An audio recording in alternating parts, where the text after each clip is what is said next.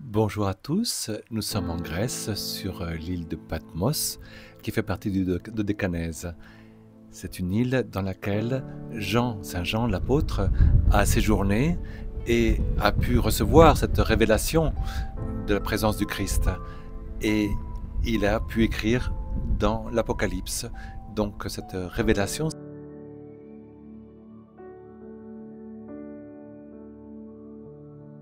Beaucoup d'ermites, dans les siècles qui ont suivi, ont voulu suivre son chemin.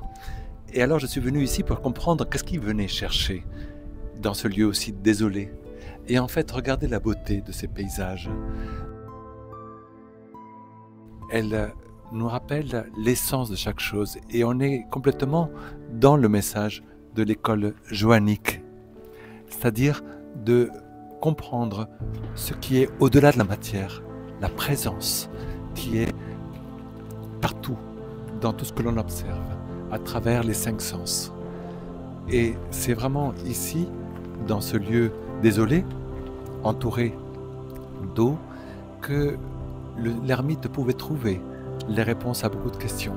Au travers de ces 4 éléments, dans le silence intérieur, il pouvait atteindre la quintessence, c'est-à-dire sentir quel était le message qu'il devait comprendre, qu'il devait assimiler, le message qu'il devait mettre en pratique dans sa vie, les changements qu'il devait faire. Et donc, en fait, en apparence, dans cet isolement, de cette roche qui est au milieu de la mer, eh ben, il recevait des informations du monde entier. Il était en connexion avec le monde entier. Vous voyez autour de moi, les montagnes sont brûlées. Et pourtant, quand on les regarde, quand on les observe vraiment, elles sont remplies d'une présence, d'un quelque chose d'indéfinissable.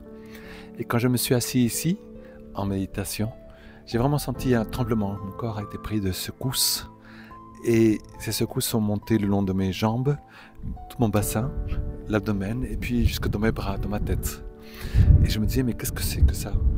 Et en fait, la sensation que j'avais, c'était que dans mes cellules se créait un espace, des interstices entre chaque cellule, comme pour laisser la place à quelque chose d'autre, une présence qui me remplissait, une présence qui remplissait d'en bas, de mes pieds, mais en même temps, une présence qui me reliait au soleil, qui me reliait à ce feu, à ce soleil intérieur, à cette présence divine.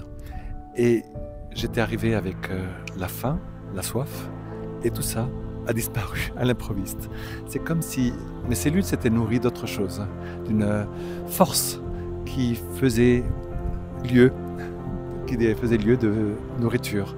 Et c'est là que j'ai compris pourquoi les ermites réussissaient à être pendant des jours et des jours sans manger, sans boire, parce qu'ils étaient comme remplis d'une présence divine qui les nourrissait à leur façon. Un peu comme Jésus le disait lui-même, l'homme ne se nourrit pas seulement de pain, mais de parole. Et c'était ce tremblement que dans la Bible on retrouve, que ce soit dans l'Ancien ou dans le Nouveau Testament, qu'on appelle la crainte de Dieu.